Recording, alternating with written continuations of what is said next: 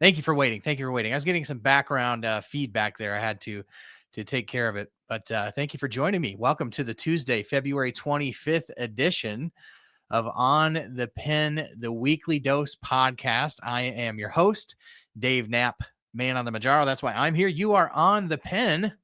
Wegovy, Saxenda, Victoza, Trulicity, Manjaro, Zepbound compound. That pen is what we talk about here each and every week. We bring you patient-centric news in obesity medicine. All the information and news that flows out about anti-obesity medication flows out either for investors or the medical community. And we're changing that. We bring you the news from the patient perspective. We've been doing it for 2+ years now. So thank you for joining, and thank you for joining for this live podcast edition. Of course, if you are interested in catching the podcast, you can catch it literally wherever you find your podcast: Apple Podcasts, Spotify, Amazon, et cetera, et cetera. And thank you for those who are leaving great reviews there. We actually have 2 books to give away this week. Our Decoding GLP-1, a guide for friends and family of those on the pen book, is back on Amazon, available at glpbook.com. We're going to give away 2 copies of this today, signed copies. You just have to go leave the podcast a 5-star review. If you've already done that, you can win. And then in the comment section of this video, once it's posted on YouTube or Facebook, just put the book emoji, and we will let you know if you win. Thank you for those who have bought the book and gave the book great reviews over on Amazon. That helped us get this thing back. So thank you again for everybody who's done that. But we've got an interesting show today. A lot of interesting news this week. This week is sort of the coalescence, right, of the Tirzepatide trial. Today is the deadline for the Outsourcing Facilities Association to respond to Lilly and the FDA's response to their motion for a preliminary injunction, which could potentially halt enforcement against compound Tirzepatide for the duration of this trial. And I am thinking that based upon everything that we have heard and seen from this particular judge, I'm sort of in the camp that compound Tirzepatide will not receive a preliminary injunction, in that the days of mass compounding of Tirzepatide are likely coming to an end. And so what does that mean for the future of Tirzepatide? Well, custom dosing, custom formulations are going to rule the day. That is what has been telegraphed by the pharmacies that compound Tirzepatide. And so what that will require is basically a doctor writing a prescription for a patient who has a medical need that precipitates the need for a custom dose, right? A non-commercially available dose, or some sort of formulation that is not commercially available, usually Tirzepatide plus something like B12. Now, the question remains, how are providers going to justify switching tens, hundreds of thousands of patients from the normal dosing and the normal formulations to something custom? That's what's going to be all interesting to watch play out. But as far as it relates to the OFA FDA trial, today is the deadline for filing for the OFA in response. So we will bring that information to you as soon as it drops. My best estimation is that shortly after this drops, the judge will issue a ruling on the preliminary injunction, right? And ultimately, I don't think that's going to go the way of the OFA. So we'll have to see, but we'll bring that to you right away. In the meantime, what's kind of going on the peripheral here is last Friday, sort of suddenly, Semaglutide was removed by the FDA from the master shortage list. That set off yesterday a whole bunch of news that was kind of hitting me fast and furious yesterday morning. People within the industry letting me know that the OFA was filing another lawsuit. That was confirmed later in the day by Reuters, and now we do have some documents up in that court case. Same venue, right? Same venue, different judge. But basically, it's a carbon copy of the Tirzepatide trial. If you read through it, it alleges the same thing. It alleges that essentially the FDA acted with not enough information, that it wasn't sort of a fair assessment of the actual situation as it relates to the shortage, and literally just a carbon copy. It spends a little bit more time underscoring the need for the FDA to have a review and public comments period when they do this kind of thing. I think that that is super important. As you've seen in the Tirzepatide trial case, you've seen that patient reporting seems to be viewed by the FDA as this anecdotal thing, yet they have provided us a website to report shortages. So this all needs to be hashed out, right? It's all very unclear, but for purposes of this podcast today, the Semaglutide lawsuit looks very similar to the Tirzepatide lawsuit. Now, I wouldn't just assume that this is going to go exactly the same way as the Tirzepatide trial has. Like, we saw a real grace period in the off ramp for Tirzepatide that I don't think we're going to see necessarily with semaglutide. The FDA has given 60 days to 503As and 90 days to 503B pharmacies to ramp off of the production of mass compounds of semaglutide. But I don't think you're going to see that goalpost pushed out like we did with Tirzepatide at first, because essentially in the Tirzepatide trial, the FDA, as soon as a lawsuit was filed, said to the court, hey, can we just pause and take a breather? We want to reevaluate our decision here. That, I think, happened for two reasons. First, it was the first lawsuit brought against them in the drug shortage world. The second is they wanted a period of time to just cross their T's and dot their I's. So they ended up pushing that out from an initial date of the beginning of December to about mid-December, late December, when they actually verified that it was off of shortage. And now at that time, they sort of extended the dates to 60, 90 days, which the 60 days has already elapsed for 503As on compound Tirzepatide, and the 503B will hit around March 19th. Now, the dates, specific dates for compound semaglutide are very similar. Again, 60 days for 503As, 90 days for 503Bs. I don't think we're going to see that push because it took the FDA a couple of months to actually make a decision, a final decision on semaglutide before removing it from the shortage list. They actually did that within a couple of weeks of Tirzepatide being reported as commercially available. So the decision maybe wasn't as hasty. Now, when it comes to how the court will rule, I also don't think that is a slam dunk that it will just be a carbon copy of the Tirzepatide lawsuit. Some of the interesting information that we received in this trial from the OFA, the Tirzepatide trial, was indeed that there were nearly 80 million prescriptions of compounded medications filled by compound pharmacies last year. We don't know what the breakdown was 503A to 503B, and we don't know what the breakdown was of how many of those 80 million scripts represented semaglutide and how many of those scripts represented Tirzepatide. What we do know is the largest players in the compound game only offered semaglutide. And being that semaglutide compounds have been around for a bit longer than Tirzepatide, I think it's safe to say that probably around 75%, maybe more, this is a hypothesis on my part, were semaglutide. So when the OFA makes the argument that once you end the shortage, then I think that 80 million scripts from last year really comes into play again, because it's definitely weighted more towards semaglutide users than Tirzepatide users. And I think that's going to be a hard thing for Novo Nordisk to show that they have the capacity for. However, if you've been following along here at On the Pen, which I hope you haven't, if you're not, take a moment to hit the subscribe button.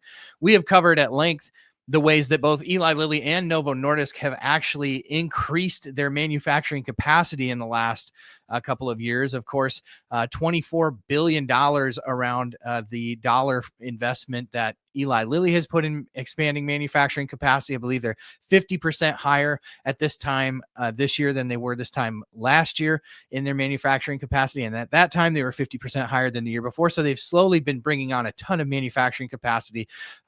You've seen that both in the building of new factories and the acquisition of a couple of factories in Wisconsin. The interesting thing with Novo Nordisk is actually that they acquired a company called Catalent, and Catalent is one of the world's largest suppliers and manufacturers of generic drugs. In that deal with Novo Nordisk's parent company, Novo Holdings, Novo Nordisk netted 3 large finish and fill sites on Catalent's part. So they massively increased their production capacity. Of course, all of these things go into the equation when they are reporting to the FDA their ability to manufacture these drugs. However, I do believe that potentially the OFA has a bit stronger case with semaglutide than they did with tirzepatide, but that is my own opinion based upon just basically an estimation that most of those 80 million scripts that they reported in the tirzepatide lawsuit were likely semaglutide. And it will be interesting to see what that breakdown is. I think you'll see a very similar pattern of how that trial progresses, minus that initial period where the FDA will probably not ask for more time to consider this. I don't think that's going to be the case.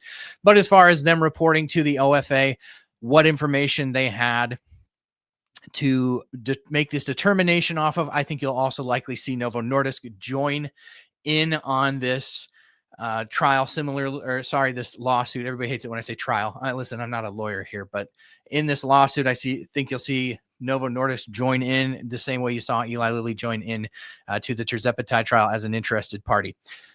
The other thing that I think that you'll see is hopefully more telehealth companies representing patients get in to this on the OFA side, file potential amicus briefs about how this could impact potentially their patients. So something that we will be following very closely. If you have been following the tirzepatide trial, it's highly likely that you have at least followed in some part over at ondepend.com, our website where we have covered this extensively. I would like to invite you over there at this point in the podcast to just sign up for email alerts at the bottom of the page. It's going to make sure that you stay in touch with all of the information that you need. Now, the Zepbound vials, the release of the Zepbound vials.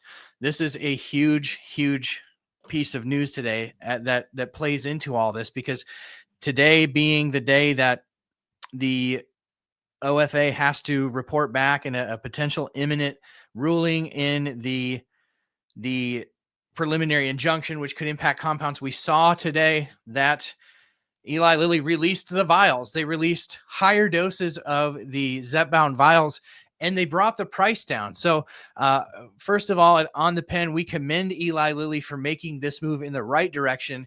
The Lilly direct-to-consumer model, I think, is one of the most underrated things that's going on in healthcare right now, as it directly challenges the PBM system. It circumvents the PBM and it goes direct to patients with the cash pay price. So not only did they release the 7.5 and the 10 milligram doses, but they brought the price down on the starter dose 2.5 from $399 to $349. So they dropped that by $50. And then they dropped the price of the 5 milligram by $50 to $499 a month. And they didn't change the price for the 7.5 and 10. So that those higher doses, again, you get up to 10 milligrams of tirzepatide. You're seeing way better weight loss results in that Surmount trial than you did in the select trials for Wegovy, 2.4 milligram. And so you're talking about one of the most powerful anti-obesity medication on the market at 10 milligram dose of Zepbound for $500 a month through Lilly Direct. This directly challenges and undercuts the PBMs. You know, we're a big fan of that On the Pen.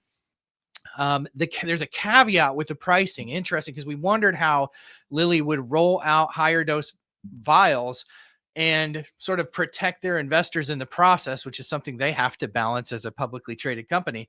And essentially they did it by doing this. They said, basically, we'll offer the 7.5 and the 10 to patients for $499 a month, but you have to refill it within 45 days. The idea there, so that people aren't splitting their doses, right, and making them last longer. So a little bit convoluted in the pricing, but you see kind of why they did it as a compromise to offer those lower doses at competitive prices, which I do believe that those are pretty reasonable prices, considering what their net price is on their pens, and considering the supply and demand and all the different elements that go into this. If it was just straight offer it cheaper, give it to us cheaper, yeah, we would all love for it to be cheaper. But I think this is an amazing compromise from Eli Lilly, who has a medication right in front of us that is an absolute game changer in the fight against obesity. So kudos to Eli Lilly. We applaud this, but at the same time, and sort of in the same breath, the Release the Vials campaign while it's proved that we can do something and we can make change it happen as a community, it's not the end of it, because there's still the 12.5 and 15 milligram doses that are not available through Lilly Direct, through the vials, through the cash pay price. We want them to release all the vials. Put hashtag release all the vials in the comments of this video if you would like to see that as well. The obvious next question for people is how do we get the vials? Well, there's a couple ways. So I work with Roe, and I'll just take a moment to thank them as the sponsor of this podcast. You can visit roe.co/OTP to learn more about their Roe body program, where patients lose 15 to 20% of their body weight in a year when coupled with lifestyle modifications and GLP-1 prescriptions where appropriate. But Roe offers the single dose vials of Zepbound, the branded Zepbound, directly through their platform. When prescribed through the Roe platform, literally you pay there, and it's all automated, and the vials will show up at your doorstep. For now, it is my understanding that they are not offering the 2 higher doses yet. I think that is forthcoming. I'll let you know when that is available. And the good news is, for those of you who are seeing your PCP for a prescription, if you're paying full price out of pocket and you're interested in the vials, anyone can prescribe these through Lilly Direct. So your doctor can send a prescription to Lilly Direct today for you as well. It's just a little bit more convoluted of a process of how you pay for them and how you get connected with their pharmacies, partner pharmacies. But the 7.5 and 10 milligram doses are available today through Lilly Direct. So again, we applaud this, but we still got work to be done. And at the end of the day, there still needs to be a lot more done to bring down these prices even lower, to increase accessibility to people who are left out on the margins. I think this is a really great thing for some people on Medicare, but many people on Medicare are on fixed incomes and still cannot afford access to these medications. So we would like to see something more for our friends on Medicare who really could benefit from these, because we see all these studies about comorbidities, about how Zepbound is helping pre-diabetics to not become diabetic, how it's helping people reverse sleep apnea, how it's helping with osteoarthritis and heart disease, and all these things that disproportionately affect the elderly population. And so we would like to see more access to this for those folks. Of course, we are continuing to advocate for policy change so that Medicare will cover these prescriptions. And so that is what we're advocating for here, but it's all slow change, and everybody has to do their part. Our government has to do their part. Our elected officials have to do their part. Big Pharma has to do their part. Oh, and we got to get rid of the PBMs, right? The 7.5 and 10 milligram cost, somebody's asking in the comments, is $499 a month. And again, your PCP can send in that prescription, or our partners at Roe have it available through their Roe body program, available at roe.co/OTP. Now, all the talk about vials, it is worth another look at your insurance to see if there are possibilities to get coverage through your insurance. Again, a while since you looked, I would strongly recommend that you do take another look. We've got a great tool through Roe. If you go to roe.co/OTP checker, it's going to take you to a website where you can literally upload your insurance. They'll do the legwork for you, and they'll send you back an email report on what medications are covered. Furthermore, if you become a patient of the Roe body program, the Roe body program will fight for a prior authorization. They'll do the appeals. They'll handle all that. And many in the OTP community have benefited from that to get coverage for the branded versions of these drugs, whether it be Wegovy or Zepbound. Put that in the comments if that has been your case. People ask why I partner with Roe. I partner with Roe because they are trusted. They have the systems, processes, and know-how to get this done, in the technology too. And so we partner with Roe because I trust them. You may have heard some crazy stories over the last couple of months when it comes to the shortage, different telehealth companies taking advantage of that, offering long dated scripts from pharmacies that were not properly vetted, and people lost a lot of money. I take great care and concern over anything that I would open up my platform to promote. And the reason that we work with Roe is because we trust them. I am a Roe advisor, so I advise to Roe on behalf of the community. And I do that because they put trust in me and I put trust in them. So I just thought that was worth mentioning today because there's been some pushback about why are you always promoting? I promote Roe because they promote me and they promote the community. So thanks to Roe for being such a great part of this podcast and our Wednesday night show. If you missed our Wednesday night show this past week, we had Dr. Simi Lee from Systole Health on. She's a cardiologist and advocate for women's health. It was a great conversation. You can check that out at onthepen.tv. You can check out last week's episode. Oh, and you can check out the 101 episodes that existed prior to that, where we talked to other medical doctors and members of the community. I think of Dr. Spencer Nadolsky, Dr. Beverly Chang, Dr. Michael Albert. Some of the big names in obesity medicine have been on that podcast. And so you have got to check that out. You can watch them all on demand at onthepen.tv. I hope you do. And we've also been uploading those to the podcast. This week, we have our friend from TikTok, Mike, on a mission. Mike is one of the most, I would say, cherished members of the GLP-1 community over on TikTok. And I'm so excited to hear from Mike this week. That'll be Thursday night, 9 p.m. Central. I hope you'll join us. Thank you so much for being the best part of what we do at On the Pen, the weekly dose. Again, remember, if you want a copy of the signed book, we're giving 2 away this week. Put the book emoji in the comments of the video and make sure you go give the podcast a 5-star rating and review over on Apple Podcasts or Spotify. Thank you so much. Can't wait to do this again on Thursday night with you. You all are the best. You're the reason that I do this. And I just appreciate each and every one of you so much. Have a great week.